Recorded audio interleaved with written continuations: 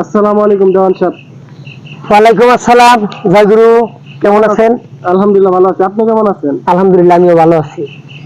তো দেওয়ান সাহেব, আপনাদের সাধুগুরুর মুখ থেকে একটা কথা শুনছিলাম, এই বিষয়ে নিয়ে আপনার সাথে একটু কথা বলতে চাই। জি জি বলেন।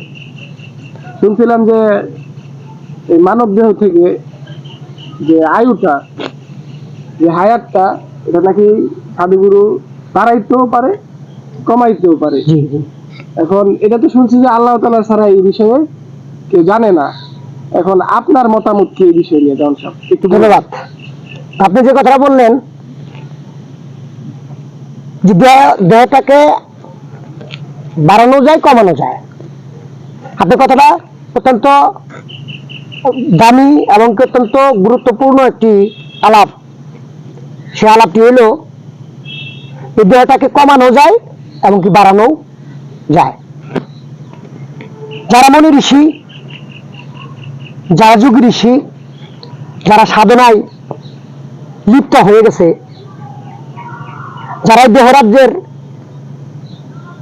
রাজা হয়ে গেছে, যারা দেহরাজ্যের মহাজন হয়ে গেছে, হ্যাঁ, তারা এটা পারে, এছাড়া আর কেউ পারে না। আমি আপনাকে একটা কথা বলতে চাই, আগেকার যুগের মানুষ 100 বছর 150 বছর বাঁচছে কিনা? জি। এখন 60 লিখায়। এদের পিছনে একটা গুরুত্বপূর্ণ একটা কথা। আপনি যে আলাপটা আমাকে করার জন্য দিলেন, অত্যন্ত প্রয়োজনীয় এবং অত্যন্ত গুরুত্বপূর্ণ একটি আলাপ। সেটা হলো আপনার এই দেহটাকে, আমি আপনাকে একটা কথা বলি, শুনেন। জি বলেন। সেটা হলো এই বিসমিল্লাহ হলো 19, বিসমিল্লার 19টি অক্ষর। যেরকম মুখের 6, হাতের 6, লিঙ্গের 7, কত হয়েছে? 19। হ্যাঁ 19। 19। জি। এই মুখের 6 কিরকম? মুখের 6 হলো আপনার মিথ্যা বলা যাবে না, কাউকে গালি দেওয়া যাবে না, কাউকে খারাপ কথা বলা যাবে না, কারো চর্চা পরচর্চা করা যাবে না। কথাগুলি লক্ষ্য করে শুনবেন। আপনি যেহেতু আমাকে প্রশ্ন করেছেন আর আমি আপনাকে প্রশ্নের উত্তর দিচ্ছি, এইভাবে হলো 6টা হলো মুখের, আর হাতের হলো 6। অন্যের মাল মেরে খাওয়া যাবে না এই হাত দিয়ে। আমার কথা বুঝতে পারছেন? জি। কিরকম? আঘাত করা যাবে না, হত্যা করা যাবে না। হ্যাঁ, আচ্ছা, আপনি হত্যা করলেন, একটা জীব হত্যা করলেন, জীব হত্যা মহাপাপ। আপনি একটা জীব হত্যা করলেন, আপনার দেহটা ওইখান থেকে কি কমে নাই? জি। আপনি তো একটা জীব হত্যা করছেন, সেখান থেকে কি আপনার কমে নাই? তাহলে এইগুলি করা যাবে না। এইগুলি কোথায় পাবেন? কার কাছে গেলে পাবেন? একজন আমার রশিদ বাবার মতন একজন মানুষ, তার বুকলে বসলে এটাকে আপনি খুঁজে পাবেন। আমার হাসিব চান্দের মতন একজন মানুষ, আমার বড়িয়া বড় দরবার শরীফ, তার মতন মানুষের কাছে বসলে পাবেন। আপনি পাবেন আমার আরাফাত চান আল চিশতি নিজামী রাহমাতুল্লাহ আলাইহি, আমার দাদু ভাই, তার কাছে বসলে পাবেন। আমার মতন মানুষের কাছ থেকে পাবেন, আমার মতন মানুষের কাছ থেকে পাবেন, কখনোই পাওয়া সম্ভব নয়। আমার ভাষাটা বুঝতে পারছেন? জি। তাহলে বসতে হবে কোথায়? আমার বাসার চান্দের মতন মানুষের কাছে বসতে হবে। বসলে আপনাকে এইগুলি বুঝাই দিবে। বুঝাই দিলে কি হবে? আচ্ছা, আমি আপনাকে একটা প্রশ্ন করতে চাই এখানে। যেমন কিছু লোক বাদাম বেচে, তারা ডাক দিয়ে কি করে? বাদামালা। বাদামালা। জি। যারা পান বেচে, পানওয়ালা। পানওয়ালা করে ডাক দেয়। জি। যারা সিগারেট বেচে, সিগারেটওয়ালা। সিগারেটওয়ালা করে। তারা কি আসলে কি সিগারেটওয়ালা? না। তাদের কর্ম এটা। আচ্ছা, যার কাছে আল্লাহ থাকে তার কি করে ডাক দিবেন? এই হিসাবে তো আল্লাহওয়ালা বলে ডাকা। উচিত। আল্লাহ বলে ডাকা উচিত না? জি। তাহলে যার কাছে আল্লাহ থাকে, ওই যে আপনি এই কথাটা বললাম, আমি এর জন্যই বললাম, ওই যে আপনি বললেন যে আল্লাহ ছাড়া ব্যতীত আর বিষয় কেউ এটা ভালো জানে না। জি। যার কাছে আল্লাহ থাকে, যার লগে আল্লাহর কথা হয়, যার সাথে আল্লাহর দেখাশোনা হয়, যার সাথে আল্লাহর সাথে উঠা বসা হয়, তো তিনি এই খবর তো 100% রাখে। জি। এখানে আরো বিষয় আছে, দমের একটা বিষয় আছে। দমের সাধন জানকারে মনোরায়, এ দম কোথা হতে কোথায় যায়, দমের সাধন জানকারে মনোরায়। এ দমের সাধন জানতে হবে। দমের সাধন না যাইলে আপনি কোনো কিছুই করতে পারবেন না। আমি তার দেখে এক বাক্যে বলতে চাই, আমার কথাটা কিছু বুঝতে পারছেন? জি।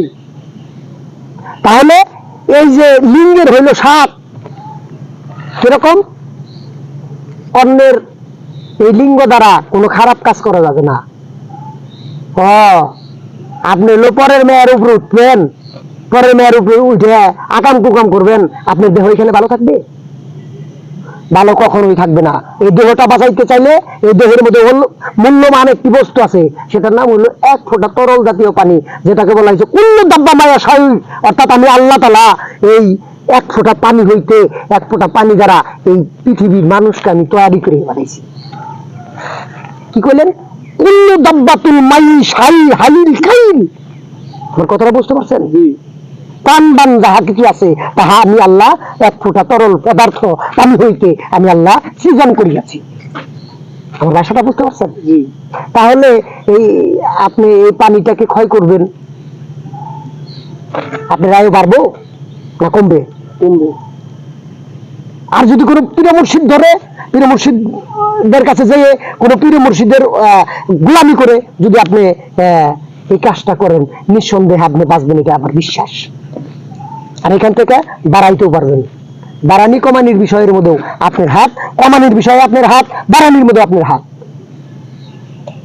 মিথ্যা বলবেন না, আপনি জবান দিয়ে যা বলবেন তাহাই হবে।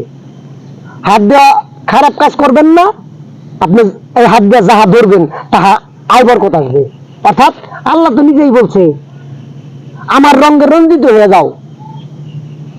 আবার কথাটা কি বুঝতে পারছেন? আল্লাহর রঙে যে মানুষটা রঞ্জিত হয়ে যায়, যে মানুষটা আল্লাহর রঙে রঞ্জিত হয়ে যায়, ওই মানুষের লগে আপনি ঘষা দিয়ে দেখেন, তাহলে আপনি নিজেও তার রঙে রঞ্জিত হইতে পারেন। জোরে জোরে কইতে হবে সুবহানাল্লাহ। সুবহানাল্লাহ। তাই কথাটা কি আমার? না। এটা আমার বাপের কথা না। কারো লোকের কথা না। এটা হলো পবিত্র কোরআন শরীফে আল্লাহ তাআলা বলছেন। কি বলছে? হে মুমিন মুমিনাত, তোমরা আমার রঙে রঞ্জিত হয়ে যাও। আল্লাহর রঙে রঞ্জিত হয়ে গেলে তাহলে আল্লাহর রঙে যদি রঞ্জিত হয়, তা আল্লাহর স্বভাব কি চুরি করা? না। আল্লাহর স্বভাব কি ডাকাতি করা? না। আল্লাহর স্বভাব কি লুচ্চামি করা? না। আল্লাহর স্বভাব কি বন্ডামি করা? না। আল্লাহর স্বভাব এগুলো একটাও না। আল্লাহর স্বভাব কি? নম্র, ভদ্র, বিনিদ্র। জি। তার স্বভাব যদি বিনিদ্র হয়, তার স্বভাব যদি নম্র হয়, তার স্বভাব যদি ভালো হয়, তাহলে তার লগে ঘুরলে তো আপনি বন্ধ হইতে পারেন না। না। আপনি দেহ তো নষ্ট হইতে পারে না। না। আপনি মিথ্যা কথা বলতে পারেন না। না। আমার ভাষাটা বুঝতে পারছেন? জি। একদম ক্লিয়ারলি আমি আপনাকে বোঝানোর জন্য চেষ্টা করলাম। এই দেহের মধ্যে আছে আপনার যে হলো বাতাস, মাটি, নূর, পানি, এগুলো কি অপবিত্র? না। এইগুলির করণ করতে হবে। এইগুলির করণ করলেই আপনার এই দেহটা বাঁচবে। মাটির করণ করতে হবে পীর ধরে, আগুনের করণ করতে হবে পীর ধরে, বাতাসের কর্ম করতে হবে পীর ধরে। ওই যে বললাম, আমার রশিদ বাবার মতন মানুষ, আমার বৈরাবরীর মতন মানুষ, আমার আরাবাদ চাঁদের মতন মানুষ, আমার হাসিব বাবার মতন মানুষ, আমার তুলা চাঁদের মতন মানুষ, আমার বাসার চাঁদের মতন মানুষ, আমার শিবলি চাঁদের মতন মানুষ, এদের কাছে যাই এই দেহটাকে পাশ কাটায় আনতে হবে, পাশ করায় আনতে হবে। পাশ করায় আনলে আপনার এই দেহের মধ্যে আর জরা মৃত্যু আর থাকবে না। আমার বাসাটা কি বুঝতে পারছেন? জি। তাহলে এই বিষয়টাকে বুঝতে হবে যে এই দেহটাকে বাঁচানোর মাত্র একমাত্র পথ, একমাত্র যারা আপন আপন মুর্শিদ করে দিতে পারে, আর কেউ পারে না। আমি এটা বহুত ঘুরে দেখছি, দেখছি এই দেহটাকে খারাপ পথে পরিচালনা করায় কে? শয়তান। আর গুরুর কাছে গেলে শয়তানকে গলা টিপে হত্যা করা হইতো। আমার বিষয়টা কি বুঝতে পারছেন? জি। তো কাজেতেই সাবধান, আমরা যেন শয়তানের প্রবঞ্চনায় না পড়ি, আমরা যেন অলি আল্লাহতে সমর্পিত থাকি এবং কি অলি আল্লাহতে যেন ভালোবাসায় মেতে থাকি। আমার ভাষাটা কি বুঝতে পারছেন? জি। এখন হয়তো কারো কাছে এই কথাগুলি তিক্ত লাগবে, কারো কাছে ভালো লাগবে, কারো কাছে খারাপ লাগবে।